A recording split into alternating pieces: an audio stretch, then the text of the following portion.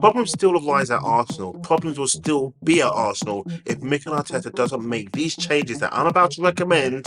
And maybe you may agree with them, or maybe you start thinking, Ty, you've been smoking something. What the hell am I watching? I'm Ty Nighthead for TK24 Sports. If you're new to the show, give it a subscribe, give it the notifications, turn it on, and on the way out, make sure you give it a big thumbs up. Okay, let's get into this one. I have built a squad for Arsenal that I think is going to be better, realistic in transfer terms of what Arsenal can actually go for, because there's a few problems that rumbling along the way with these players I've selected, and equally, it actually gives balance to the squad. And I'm talking about the first 11. Now, are you ready for this? I hope you are. Grab your popcorn, grab your drink, and get ready to agree or disagree. And if you disagree, leave your comments below as to why. And if you agree, tell me, you know what, Ty, that's not bad, but I've got one up on what you've done.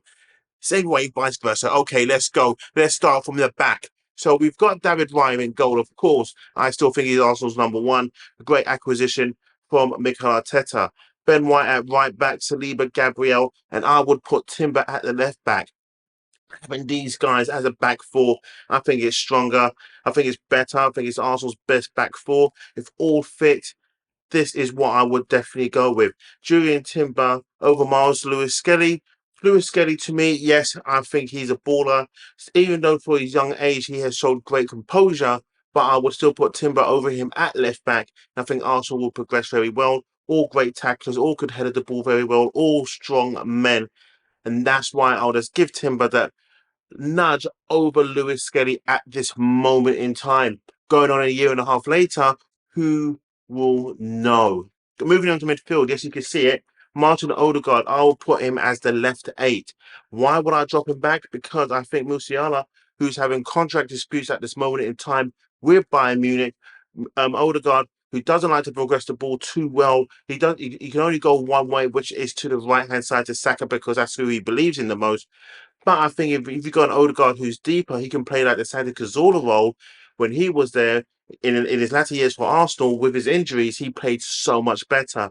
Keeping Odegaard there on that side, he can then actually thread the ball into a Nico Williams, who you can see on the left-hand side over Martinelli. Still keep Martinelli, but keep him on the bench, sell Trossard. That's for damn sure.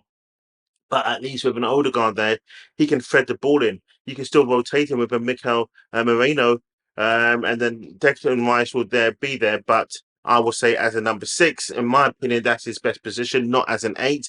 I think dropping Odegaard back as an 8, it gives Arsenal more creativity in the central part of the midfield. And you have the enforcer of a Declan Rice, and then Arsenal just have to go out and buy another backup to an 8, but still have Martin Odegaard there being your captain and running the show in that central midfield with a backup with a Declan Rice there. And then going with a Musiala who can push the ball forward. Now, this is a push, don't get me wrong, going for Musiala over at Bayern Munich, but he has having a contract dispute. I think it's a possibility that you can go in for him, give him the contract that he's looking for, which is having a release clause in there. Agreed in release clause terms, if it's cool at like 150 million, 130 million to come out of it, if Arsenal pay 100 million for him and then he only wants a release clause 130, 150 million, insert that in there, because if you do sell him later on, you're then making a profit, because the only way he's going to get out of it on a 4-year contract or a 5-year contract is by paying the release clause by the other club. So to me, that's a win-win. It actually then makes Arsenal stronger going forward. Someone who doesn't mind getting the ball turning and driving forward. He can also play on the left-hand side as well. Even though you can see a Nico Williams there with a release clause of 58 million euros, that is doable for Arsenal. The only thing is the rumored contract that he wants is 300 grand a week, but you can get that done. You can just lower it to 200 to 250 and then make him one of the highest paid players in the club. But does that even warrant it for his age without really proving anything so far apart from the European Championship with Spain? I would say you get rid of Trossard, you get rid of a Jesus, you get rid of do you get rid of Kai Havertz? I think you've got to keep Kai Havertz, but definitely a Trossard, definitely Jesus can definitely go, in my opinion. moving forward line, you have to go for Isaac, or you can go for a Gyökeres. Gyökeres will be cheaper to purchase an outright fee, and I think wages will be a bit cheaper than an Isaac.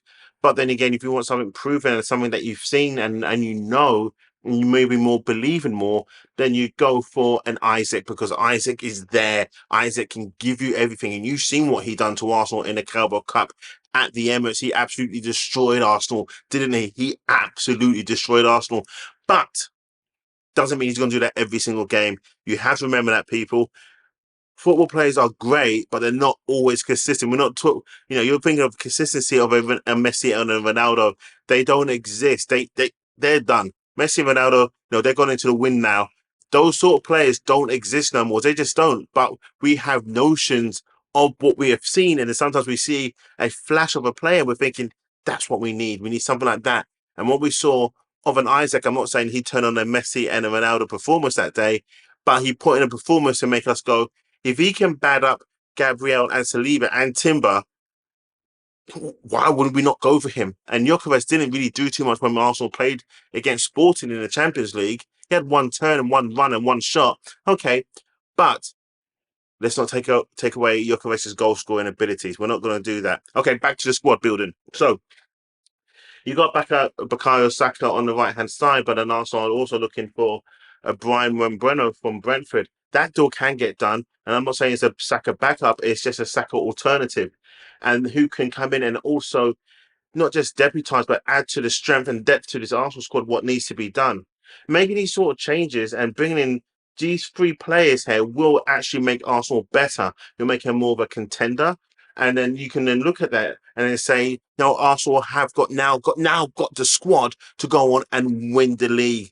Not just challenge for the league, but win the league, win a domestic cup, be it the Carabao Cup or the FA Cup, and then make a late run in the Champions League. Because let's not get it wrong, there are still bigger clubs out there than Arsenal, and some clubs are just better run. But at least this could give Mikel Arteta a chance, a fighting chance of definitely dominating the Premier League, getting a domestic cup, and then going deep into the Champions League, at least to the semi-finals, at least as a minimum. Some of you will be saying, "Nah, I want the final," and I hear you. I want the final too. But I'm not saying let's be realistic. I'm just saying let's just look at the goals here: Premier League, an FA Cup, or Carabao Cup, along with a semi-final of a Champions League. You'll bite your own arm off there, wouldn't you? Really and truly, if Arsenal could have got that this season, you'll be saying, "Great season, Mikel, great season." But we're not, and we have to look at the squad for what we have it, and then look at the frailties on it. And I think the forward line is just Arsenal's weak link at this moment, apart from Mikel Arteta's decision in what he's doing. We have to get onto that story for another day, okay? That's not for today. Today, I'm just looking at this squad. What do you think of it? Look at it again, please. David Ryan goal, Ben White right back, Saliba right centre back, Gabriel left centre back, Julian Timber playing as a left back, Declan Rice playing as their people have to call it the number 6, but the defensive midfield. Martin Odegaard playing on the left hand side, but also them being a deep line playmaker. That's how I was seeing being deep line playmaker, dictating the pace of the game, and then be able to thread the ball from deep into a Musiala, into a Williams on that side. And Musiala can pick the ball up, feed it into then a Williams or also a Bukayo Saka cutting in from the right hand side, or feeding it to an Isaac. Just that fluidity, as I just said it, is more fluid than what Arsenal have right now. Arsenal don't have that sort of creativity, but should they have that creativity, what would you give that sort of a window? Would you give it out of 10? Be honest. You tell me what you'd give it out of 10. Again, like I said, some of you are going to say, Ty, you're dreaming. Ty, this will never happen. Arsenal don't do that. You could be right. You more than likely could be right. But hey, why not have a dream? Why not have goals for your club to go out there and sign these sort of players to make Arsenal better, rather than let's just sit here and say Arsenal rubbish, they need to go into sign players, let's sign players.